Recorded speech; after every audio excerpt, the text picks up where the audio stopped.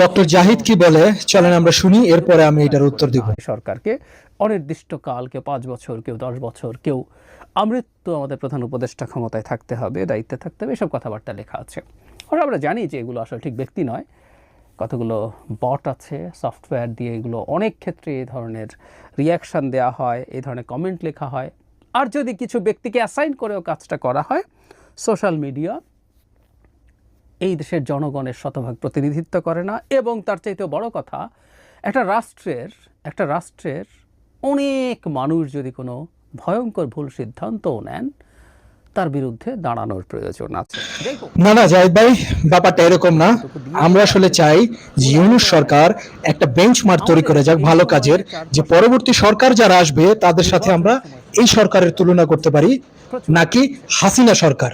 so এই কারণে ইউনূস সরকারের আরো কিছুদিন থাকা দরকার, আরো কিছু ভালো কাজ